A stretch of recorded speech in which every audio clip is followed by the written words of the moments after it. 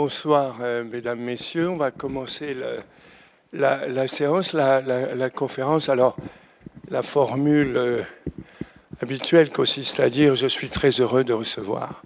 Je ne saurais vous dire à quel point je suis très heureux de recevoir Guylaine Allôme ce soir pour nous parler d'un point fascinant, à mon sens, ou à notre sens, de l'histoire de la découverte de l'Égypte autour de la personnalité de Mehemet Ali.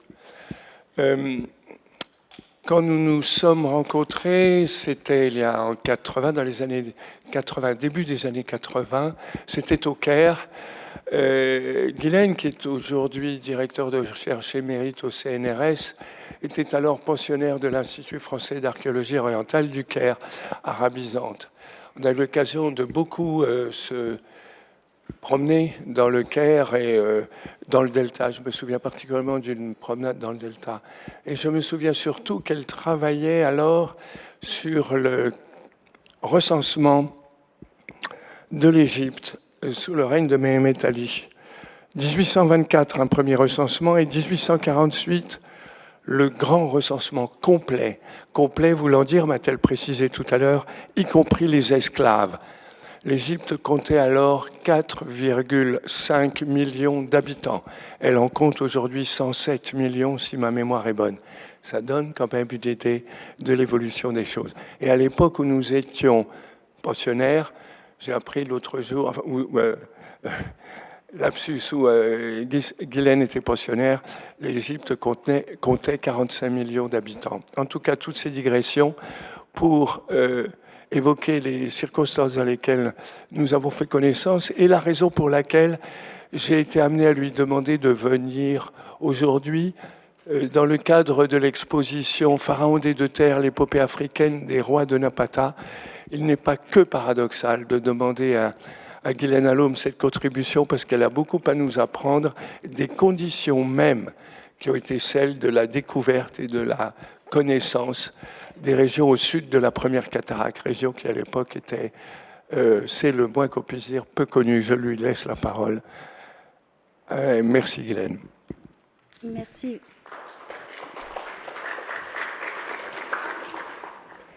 Merci Vincent pour cette présentation, merci pour cette invitation et merci plus encore pour cette magnifique exposition qui nous fait découvrir des œuvres totalement inédites de l'Égypte pharaonique, de cette très haute vallée du Nil. Alors moi, je ne suis pas archéologue, je suis historienne moderniste, et je ne vous parlerai donc pas tant des pharaons de Napata ou de Méroé, mais je vous parlerai de la manière dont la conquête et l'exploration scientifique du Soudan ont été conduites de manière simultanée par Mehemet Ali, que vous voyez ici dans un portrait dessiné en 1818 par le comte de Forbin, quelques mois presque avant que ne s'amorcent les préparatifs de l'expédition du Soudan.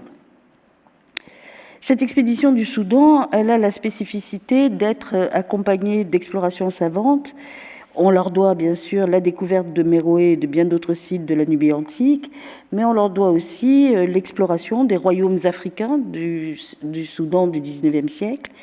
Et elles vont donc livrer les premiers travaux d'ethnologie ou de linguistique africaine, aussi bien que les premiers relevés de l'archéologie nubienne ou soudanaise.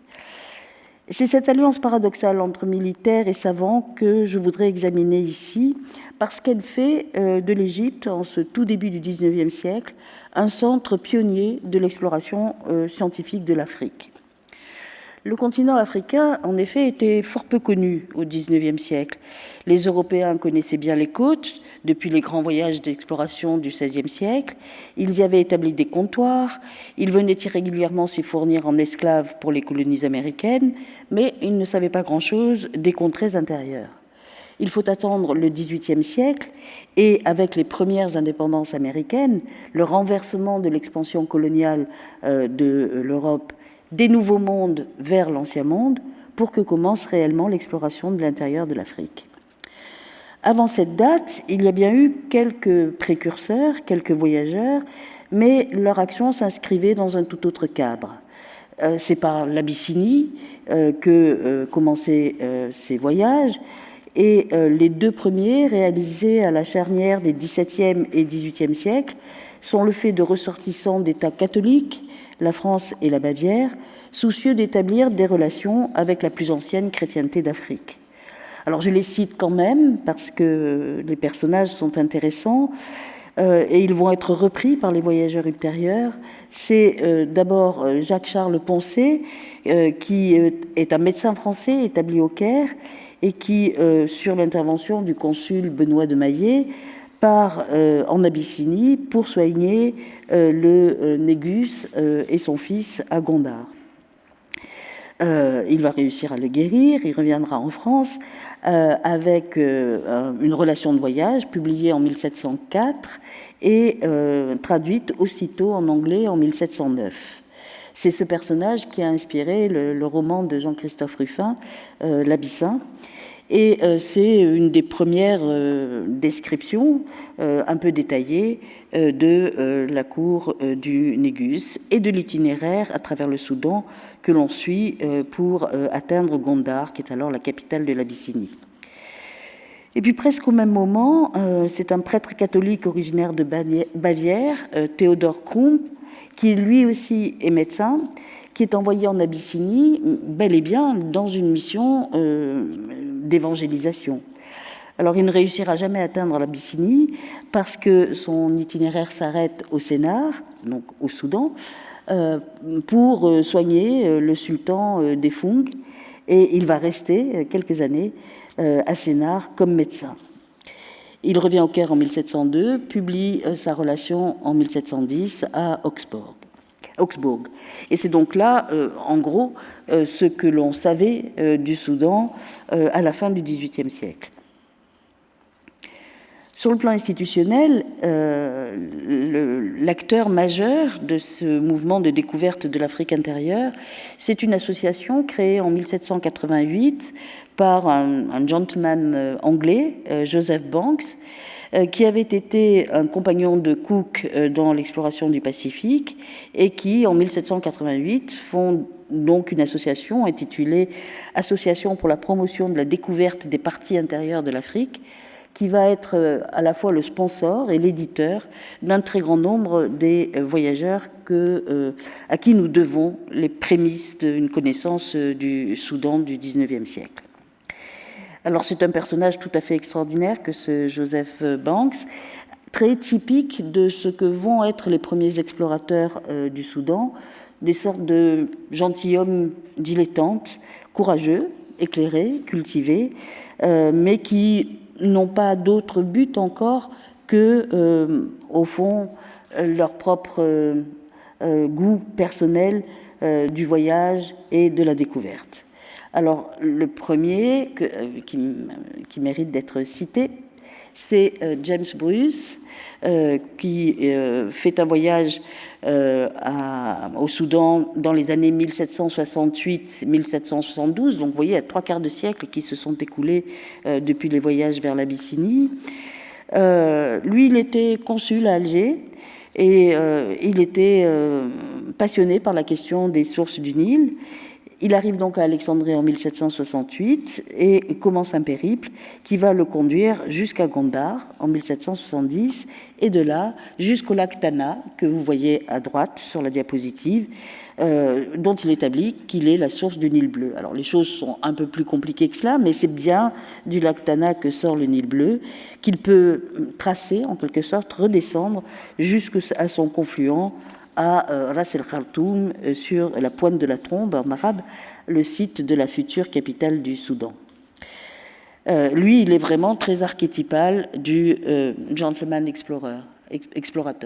Le second, c'est également un Britannique, William George Brown, qui lui est enthousiasmé par le livre de Bruce et qui veut suivre sa trace, qui étudie à Oxford les langues nécessaires pour ce grand voyage et qui arrive à Alexandrie en 1792.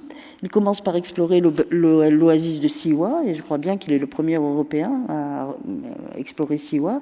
Et puis ensuite, il suit la route traditionnelle des caravanes que l'on voit ici en rouge, pour rejoindre le Darfour qui se situe ici.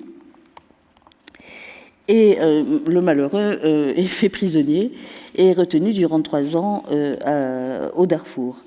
Il réussit à revenir à Londres en 1798 et il publie son récit de voyage dès l'année suivante.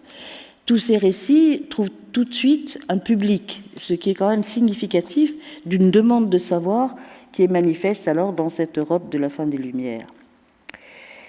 Et puis le dernier que j'ai retenu comme les ancêtres de l'exploration scientifique du Soudan, c'est Burckhardt. Alors pour qui, en ma qualité d'arabisante, j'ai évidemment une tendresse particulière, parce que c'est un arabisant de très haut vol, à qui on doit des livres qu'on utilise encore, notamment son recueil des proverbes égyptiens. Lui, il est suisse et il est financé dans ses travaux pour le monde oriental, l'Arabie et le Soudan, par cette fameuse African Association créée par Banks en 1788. Il étudie l'arabe très sérieusement, séjourne en Syrie pour parfaire sa formation linguistique. Il se convertit à l'islam, prend le nom de Cheikh Ibrahim, et vous le voyez ici dans son costume, en quelque sorte, de bon musulman.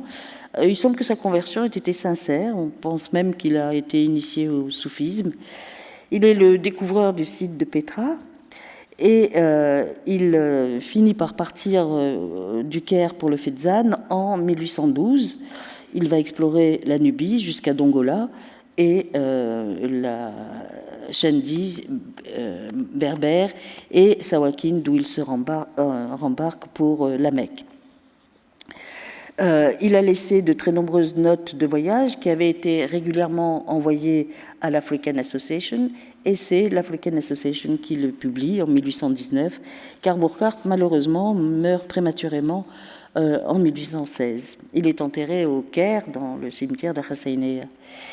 Il a laissé par ailleurs des œuvres, je le répète, très intéressantes de linguistique arabe, et je vous le présente en conséquence ici avec une de ses contributions, un lexique Borgo et Bornou. Alors, les langues africaines, on ne les connaissait pas du tout à l'époque, moi, je ne suis pas du tout spécialiste de ces langues-là, évidemment, mais il est évident que ces contributions, comme celles qui vont accompagner la conquête égyptienne, sont aussi des contributions majeures pour la connaissance de ces sociétés, qui pour la plupart sont des sociétés produisant très peu de documents écrits, donc qui ont très peu d'archives, et pour lesquelles l'enquête historique passe nécessairement par les méthodes de l'anthropologie ou de l'ethnologie.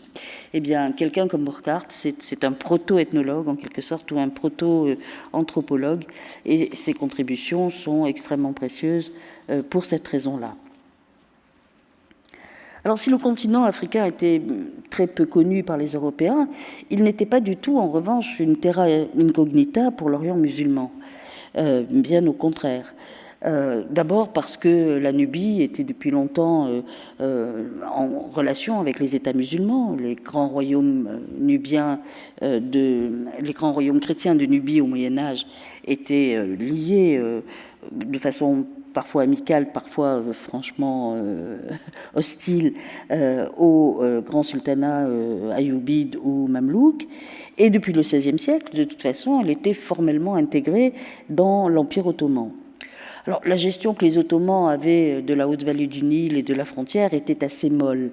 Ils tenaient des ports sur la mer Rouge qui avaient une importance stratégique évidente, Souakin ou Massawa, qui avaient été conquis dans la seconde moitié du XVIe siècle.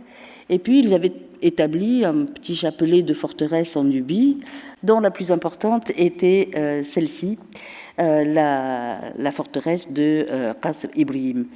Une autre forteresse importante était celle de l'île de Saï. Elle contenait jusqu'à 400-500 hommes, mais c'était des garnisons de l'armée ottomane. Au XVIe siècle, on avait installé là des Bosniaques. Par la suite, ce sera plus ou moins des Mamelouks plutôt qui seront installés là.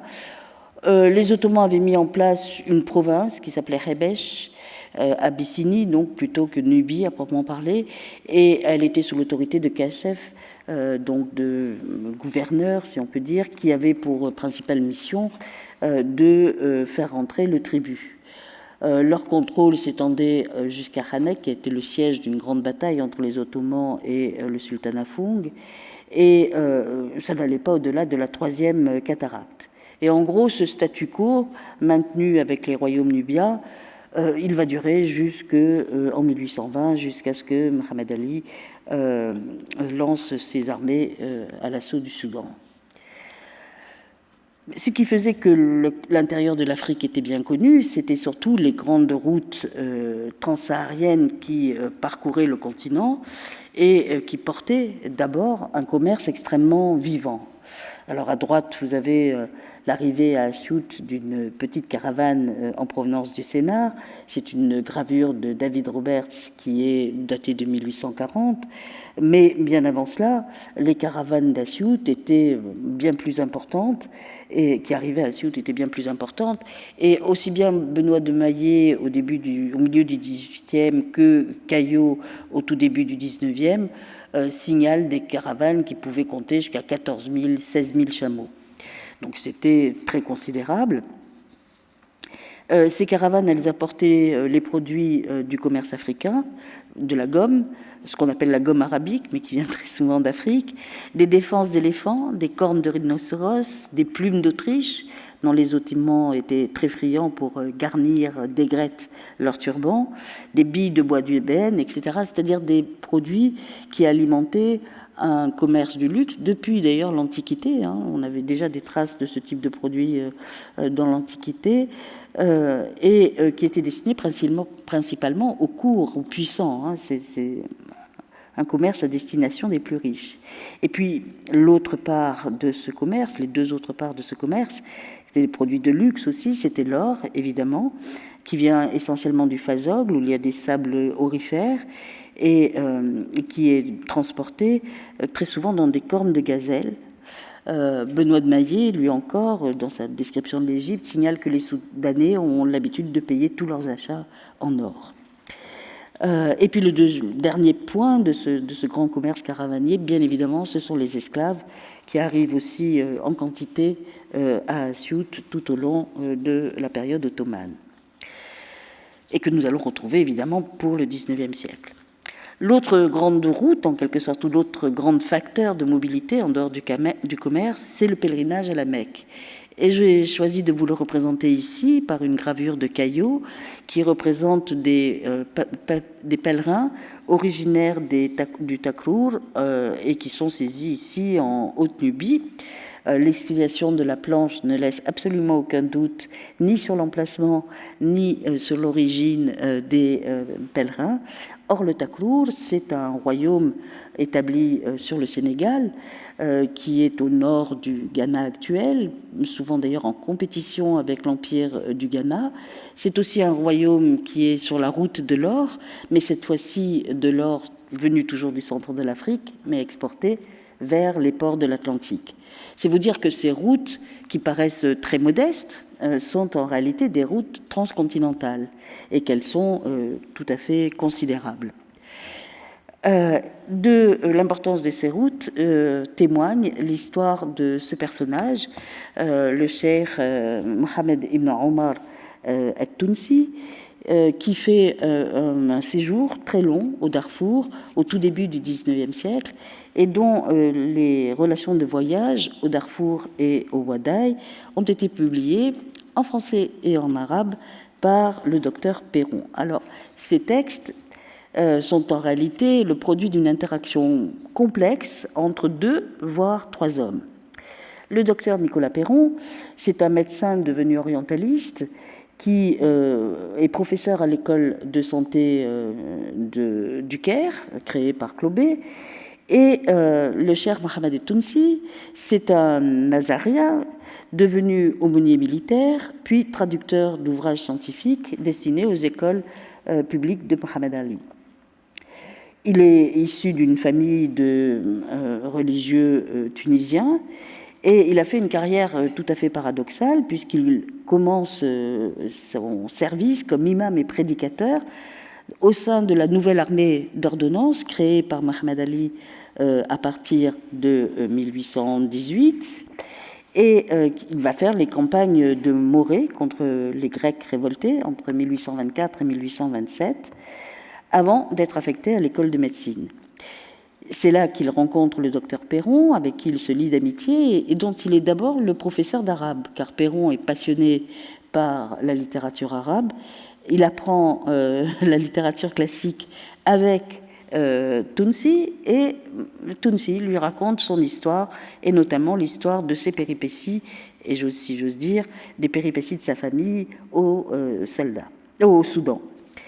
Les deux ouvrages qui font 420 et 720 pages, hein, donc presque un millier de pages en tout, ont un statut complexe. Elles empruntent un peu à la vieille forme de la rihla, du récit de pèlerinage arabe, qui est un des grands genres de la littérature arabe classique, mais sont aussi des mémoires rédigées bien après le temps du voyage, puisqu'on est là dans les années 1840, alors que le séjour au Darfour et au Wadaï du Cheikh et-Tounsi se situe entre 1803 et 1813, et avec un statut très ambigu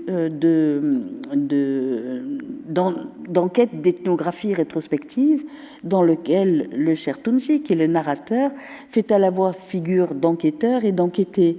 Il est l'enquêteur parce que c'est lui qui livre l'information, mais il est l'enquêté parce que Perron l'assaille de questions qui nourrissent de très nombreuses notes et annexes et qui sont vérifiées auprès de gens qui utilisent encore dans les années 1840 la caravane du Darfour.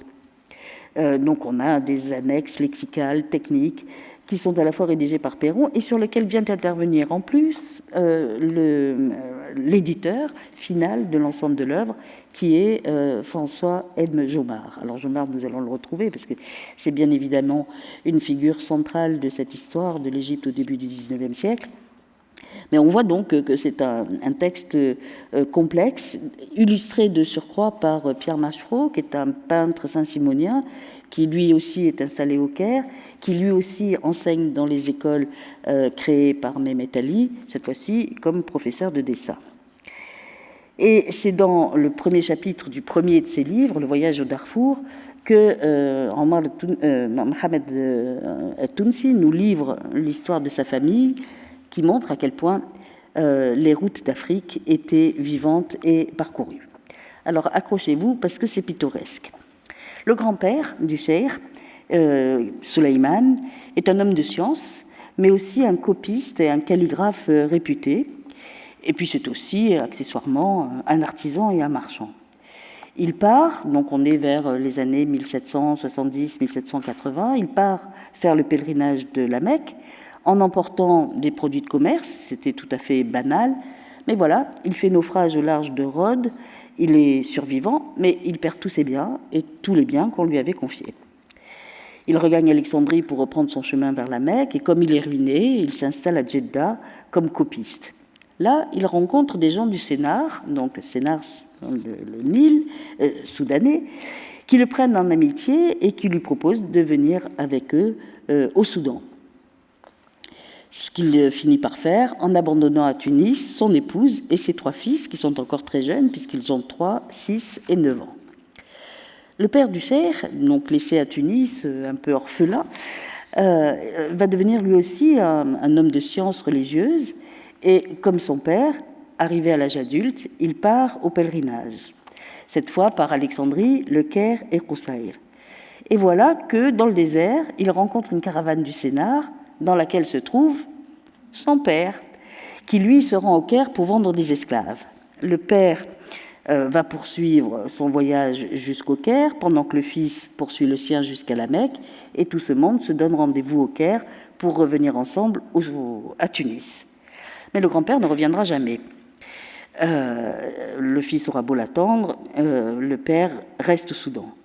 Si bien que le fils part chercher son père au Soudan, ne réussit pas à le convaincre. Le grand-père lui dit qu'il s'est remarié, qu'il a désormais femme et enfants à Sennar, qu'il a une fortune colossale alors qu'à Tunis, il a des dettes. Et puis, lui dit-il, j'ai appris que ta mère aussi s'était remariée. Ça, franchement, ça pose problème, parce que si un homme peut avoir plusieurs femmes, évidemment, une femme ne peut pas avoir plusieurs maris. Donc le père de notre narrateur va repartir tout seul au Caire puis à Tunis, où notre héros naît en 1789.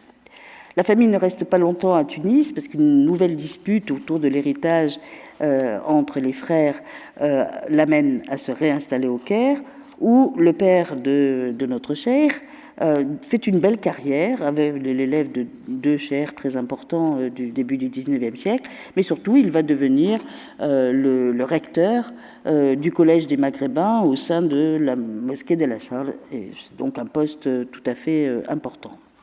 Et voilà qu'en 1796, il apprend que son père est mort au Sennar, en laissant une assez grosse fortune. Il décide donc de partir pour le rejoindre, et à son tour, il laisse au Caire ses deux fils de 7 et 4 ans, pratiquement sans ressources. Par chance, un oncle passe par là qui va élever pendant quelque temps les enfants, jusqu'à ce que lui aussi, à son tour, parte au pèlerinage de la Mecque, alors même que les Français viennent de débarquer à Alexandrie pour s'emparer du pays. C'est donc un très grand désordre. L'oncle finira par rester au Hedjaz, et l'enfant, donc, qui a maintenant 12-13 ans, se dit que désormais il faut renoncer aux études et se mettre à travailler parce que ses parents l'abandonnent de tous côtés. Mais il apprend qu'arrive au Caire une caravane en provenance du Sennar. Il s'informe, et là, il trouve un homme qui lui dit « Ah, mais je connais très bien ton père. Il est devenu le conseiller privé du sultan du Darfour, et il se porte très très bien. » Il lui propose de partir avec lui, et voilà qu'à son tour, pour la 3e génération, il part au Darfour, où il retrouve bel et bien son père, qui est de fait le conseiller privé du nouveau sultan, Mohamed Fall, et où, en conséquence, il va rester durant près de 10 ans. C'est ça qui va nourrir les deux voyages, les deux relations de voyage qu'il publiera quelques années plus tard. Donc l'histoire est tout à fait intéressante. Elle montre à la fois la vitalité de ces routes caravanières, elle montre la familiarité qu'on en a au Caire. Il suffit d'aller voir le chef de la caravane et de lui poser des questions sur X ou Y, et on a des informations. Mais il montre surtout, ce qui est plus important pour notre propos, la conscience que l'on a au Caire de l'existence et de la puissance des royaumes africains. On ne s'étonne pas qu'il soit plus rentable pour quelqu'un qui, par ailleurs, a des compétences, d'aller faire carrière auprès du sultan du Darfour que de rester dans la prestigieuse université d'Al-Azhar. Et ça, ce sont des données qui échappent très largement aux voyageurs européens, à l'exception peut-être de quelqu'un comme Burckhardt, parce que lui, du fait de sa conversion, du fait de sa maîtrise de la langue, il est un peu entre les deux mondes. Les autres témoins que l'on aura pour cette période de la conquête sont deux personnages extraordinaires dont on va parler abondamment. C'est Linan et Caillot, qui ont deux statuts très différents et qui ont deux visions très différentes de ce qu'ils vont vivre ensemble entre 1820 et 1822. Linan est mandaté par l'African Association de Joseph Banks. Il intervient en quelque sorte à titre privé, il voyage pour son compte. Et il ne s'intéresse pratiquement, au moins dans les dessins, qu'à l'archéologie, qu'aux monuments antiques. Dans ses notes, il livre également beaucoup d'informations sur l'état du pays, sur les habitants, les costumes, la langue, mais il ne fait pratiquement jamais allusion au passage des Égyptiens. C'est dans le second voyage, bien plus tard, parce qu'il fait une sorte de comparaison entre ce qu'il a vu en 1821-22 et ce qu'il découvre 5 ans plus tard, à partir de 1825, qu'il évoque la guerre et la conquête par les Égyptiens. Caillot, en revanche, lui, il a été engagé en 1816 par Mohamed Ali comme minéralogiste pour faire des explorations, d'abord des mines d'émeraude et puis ensuite des mines d'or du Soudan. Et donc, dans ces campagnes soudanaises, il est, lui, intégrée à l'armée, hein, et il la montre constamment. Et il montre constamment le chef de cette armée, Ismaïl, fils de Mehmet Ali, dont on voit ici le camp, et dont il dresse un portrait très favorable. Personnellement, je me suis posé des questions sur la fréquence avec laquelle les deux voyageurs, qui sont toujours constamment cités, représentent les mêmes monuments, pratiquement sous les mêmes angles, pris pratiquement au même moment, alors qu'ils sont censés ne pas être ensemble, et qu'il y a même une petite dispute pour savoir qui découvre Méroé le premier. Bon, j'avoue que je n'en sais rien, mais moi je pense que Linan, même s'il n'était pas formellement intégré à l'armée d'Ismaïl, l'a quand même suivi d'assez près, parce qu'on ne s'explique pas autrement la similitude des dessins. Alors cette aventure qui s'ouvre en octobre 1820, comment a-t-elle été décidée et à quoi répond-elle ? On a beaucoup extrapolé sur les raisons qui avaient poussé Mohamed Ali à se lancer dans l'aventure. En 1820, il est assez confortablement installé dans son gouvernement de l'Égypte, mais je rappelle que pour les Ottomans, un gouverneur était en principe nommé pour un an seulement. Les Ottomans avaient déjà à plusieurs reprises tenté de nommer Mohamed Ali ailleurs, à Jeddah notamment, sans réussir à lui faire quitter l'Égypte. Et il n'était pas si évident d'être assuré de pouvoir renouveler son gouvernement d'année en année comme il l'a fait. Il fallait beaucoup d'habileté, beaucoup de ruses et de services rendus au sultan pour pouvoir obtenir ça. Alors en 1820, il vient de lui rendre un très très grand service, puisqu'il vient d'écraser la rébellion wahhabite en Arabie, et de détruire le premier royaume saoudite qui avait été créé à Daraya d'abord, tout près de l'actuel Riyad, et qui avait ensuite amené la prise de la Mecque et de Médine par les wahhabites et l'interruption du pèlerinage en provenance d'Istanbul et de Damas. C'est alors que le sultan avait demandé à Mohamed Ali d'intervenir, et Mohamed Ali, qui avait longtemps été réticent parce que voilà, il avait d'autres choses à faire pour assurer son pouvoir en Égypte, finit à partir de 1813 par intervenir directement dans les affaires de la péninsule, et grâce à ses deux fils, Toussoun d'abord, Ibrahim ensuite, réussit à détruire donc le premier royaume saoudite. Donc c'est évidemment un succès considérable. C'est aussi une expérience qui lui a permis de tester les premiers régiments de sa nouvelle armée d'ordonnance, organisée sur le modèle des armées à la Turenne, si on peut dire. Et Ibrahim en revient avec l'idée que, décidément, il faut désormais se passer des anciennes troupes ottomanes, et notamment de ces troupes d'auxiliaires albanais ou maghrébins, qui sont ruineuses pour le trésor public et qui sont turbulentes. Alors on a dit aussi que les campagnes du Soudan avaient eu pour motif le désir de se défaire de ces soldats des corps auxiliaires de l'armée ottomane. C'est possible, c'est un fait en tout cas que c'est eux qui partent avec Ismaïl et avec le gendre de Mohamed Ali, Mohamed Deftardar.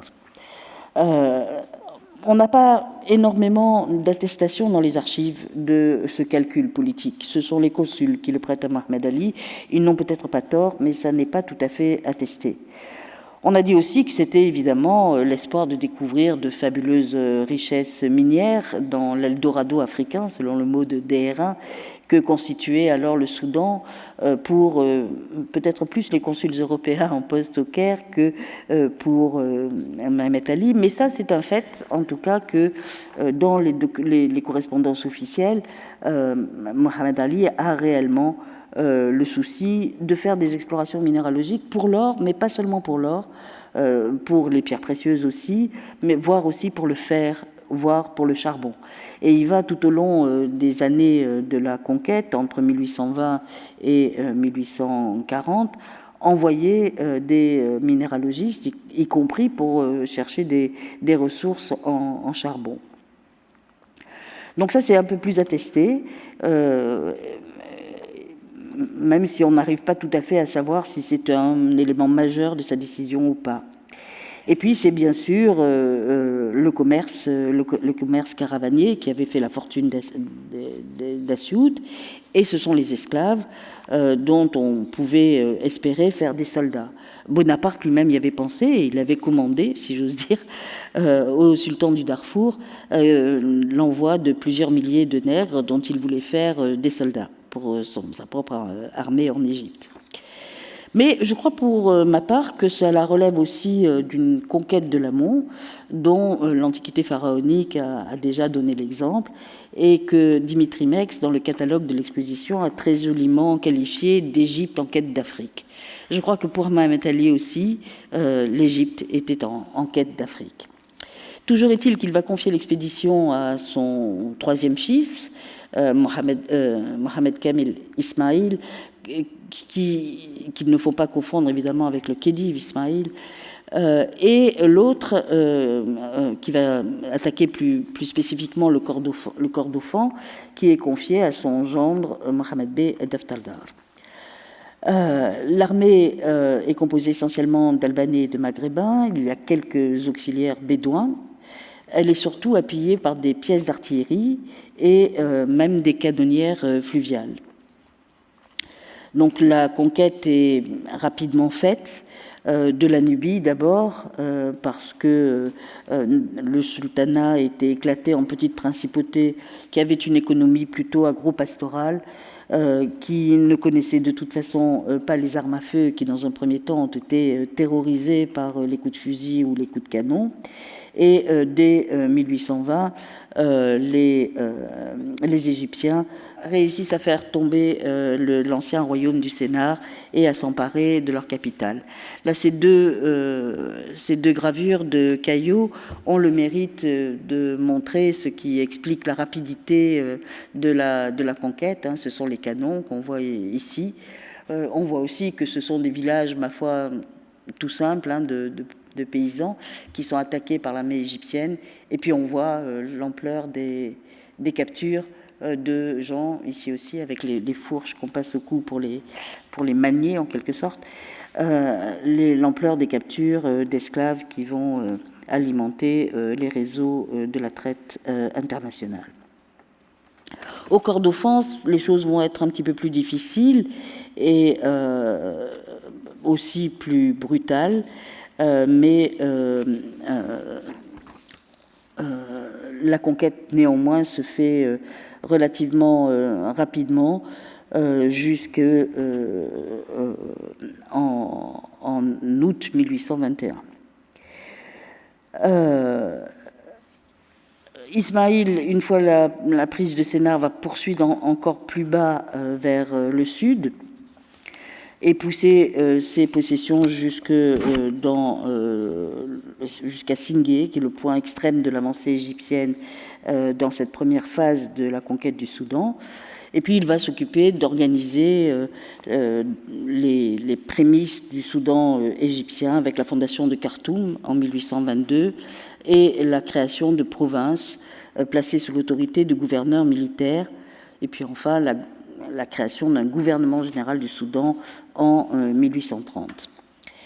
Donc voilà pour ce qui est de l'aventure militaire, qui est un peu tristounette, évidemment, comme le sont toutes les conquêtes militaires, et qui nous donne envie de retourner plus vite du côté de l'inventaire savant. Alors je vous ai dit, parler de Caillaux et de Linan. Les voici tous les deux dans leurs œuvres, en quelque sorte. À gauche, Linan au milieu de sa caravane, qui sont des bicharéas qui l'accompagnent, qui sont à la fois des guides, des gardiens et des informateurs. Et puis à droite, Caillaux, qui est en train de lever une méridienne devant le temple de Soleb. si j'ai choisi de montrer ces photos, c'est pour montrer à quel point le profil, en quelque sorte, de ces voyageurs qui accompagnent l'exploration savante a changé par rapport à celui des voyageurs de la génération de Bruce ou de Brown. On est loin, là, des gentilshommes voyageurs. On est maintenant dans des techniciens. Hein, ils sont tous capables de faire des relevés azimutaux. Ils sont tous capables de faire des plans ou des dessins techniques. Et ils jettent par là même les fondements d'une science archéologique qui est encore pour le Soudan tout à fait inédite. Au passage, ça donne des dessins qui sont parfois si beaux que je ne résiste pas au plaisir de vous les montrer pour le plaisir de l'œuvre graphique. Celui-ci est de Linan, c'est une station de chasse de Ptolémée Vergette. Celui-ci aussi est de Linan, ça c'est sur ces croquis qui viennent d'être numérisés fort bien et mis en ligne par la bibliothèque de l'INHA, avec le soutien, je crois, du musée du Louvre, hein, puisque c'est le musée du Louvre qui détenait ces collections. C'est le château de l'île de Saï. Et ce sont des dessins absolument magnifiques. Et puis, cette contribution documentaire, ici, avec 2 œuvres de Caillot, qui nous montrent les pyramides d'un côté et des relevés de bas-relief de l'autre. Alors, tout cela a bien sûr un air de description de l'Égypte, d'autant que Caillot, qui a une formation de botaniste naturaliste, fait aussi des planches consacrées aux plantes ou aux oiseaux. Cette parenté avec la description de l'Égypte, elle s'explique par le fait que la description, elle est entrée grâce à l'édition Pankouk, bien plus que par l'édition impériale, elle est entrée dans la culture de ces jeunes gens, mais elle s'explique aussi par le fait que l'éditeur de tous ces ouvrages, c'est le personnage qui est au centre de cette image, c'est Jomard, et qui a été bien entendu le secrétaire de rédaction de la description de l'Égypte, qui a été l'un des fondateurs de la Société de géographie et qui est dans ces années 1820 surtout un des conseillers de Mehmet Ali pour le recrutement en Europe de techniciens en tout genre. C'est lui, par exemple, qui en 1817 lui envoie Pascal Coste pour le percement du canal Mahmoudiyya, comme il le fera de bien d'autres techniciens. C'est lui qui incite Mehmet Ali à faire appel au général Boyer, ancien commandant de l'expédition d'Égypte, qui a signé la reddition du Caire pour former la mission militaire égyptienne, qui va créer toutes ces écoles dans lesquelles vont enseigner les Machereaux et autres.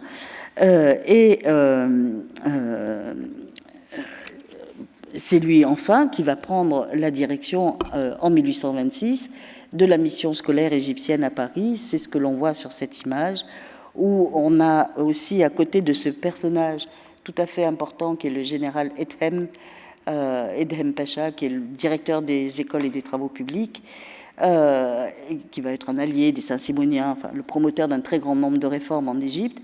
Et puis tous ces personnages qu'on voit ici qui vont fournir la haute administration égyptienne dans les années 1830-1840. Donc c'est un personnage très influent, non seulement dans les milieux savants européens, mais dans la politique intérieure de l'Égypte. Et c'est peut-être ce qui explique aussi cette ère de famille que les œuvres de Caillot ou d'autres vont avoir avec la description de l'Égypte. Mais il y a d'autres choses qui apparaissent dans cette exploration du Soudan, et c'est sur ces points que je voudrais terminer, en ouvrant d'ailleurs plus à l'exploration d'autres, plus compétents que moi, parce que ça touche à l'histoire du dessin. J'ai été très, très frappée par les dessins. Alors là, ce sont des dessins d'ethnographie, on n'est plus dans le relevé archéologique, n'est-ce pas?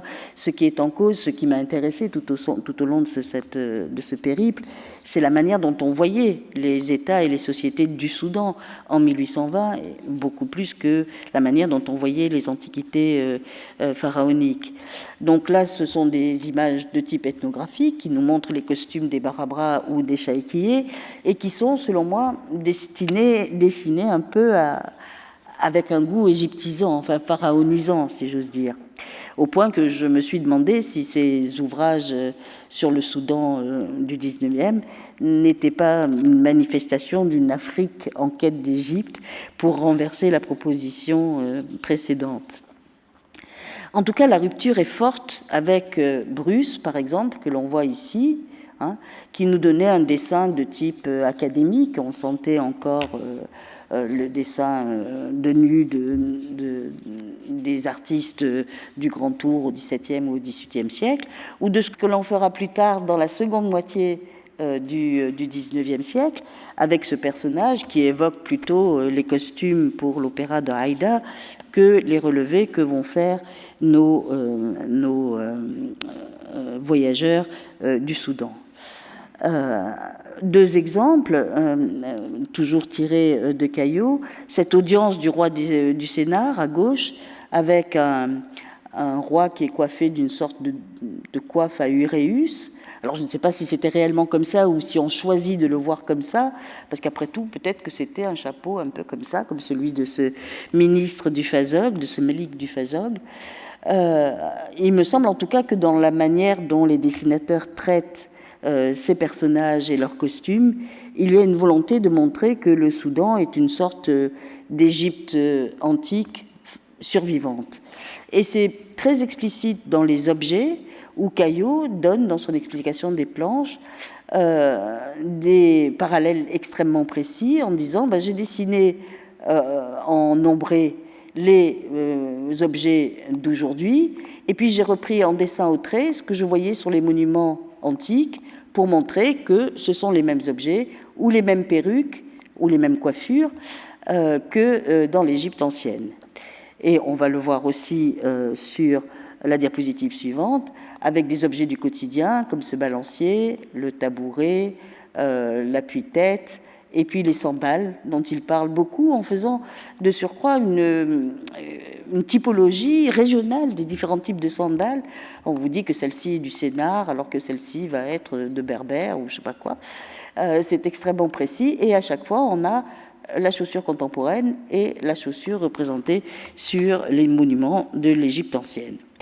Il me semble que c'est une dimension qui n'a pas été beaucoup étudiée et qu'il serait passionnante de creuser un peu, parce que cela montre que cette production scientifique n'est pas neutre dans la manière dont on veut intégrer le Soudan dans l'histoire égyptienne.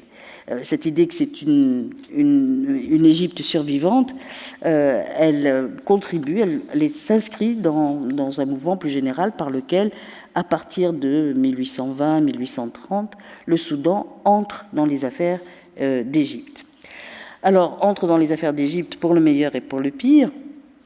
On fait des calculs politiques, par exemple, sur la restauration de ce personnage, Sultan Abou Madiane, qui est un sultan évincé par son oncle du trône du Darfour, qui se réfugie en Égypte, que Mehmet Ali prend sous sa coupe, qu'il intègre dans la mission scolaire égyptienne, qu'on a vu tout à l'heure autour de Jomard, en même temps que d'autres jeunes élèves soudanais, comme ce gars-là, qui lui, en revanche, était un esclave, qu'on a pris et qu'on a éduqué en même temps que les autres élèves de la mission égyptienne à Paris, sous la férule de Jomard, et qu'on traite. Alors voilà, il est entarbouché, il porte le costume égyptien des années 1830-1840.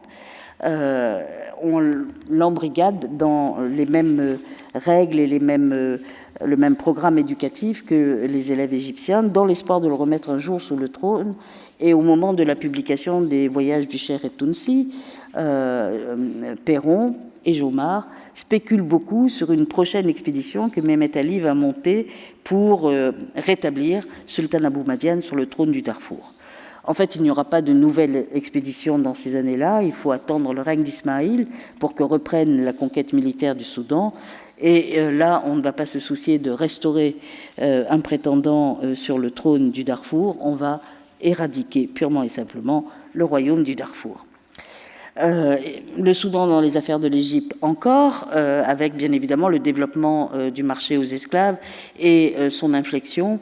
Alors, sur le marché aux esclaves, je veux juste dire que, bien sûr, la conquête du Soudan a donné un coup d'accélération à ce commerce, mais on avait espéré faire des soldats, des esclaves soudanais capturés. On y a renoncé parce que ça coûtait trop cher, ils mouraient beaucoup trop avant de pouvoir faire leur formation de soldats. On avait pensé aussi faire les employer dans des plantations. Il y a une lettre de Mehmet Ali à un consul qui est très marrante parce qu'il dit « Faites-moi venir d'Amérique des médecins parce qu'ils ont des nègres de ce type-là chez eux, ils savent comment les soigner ».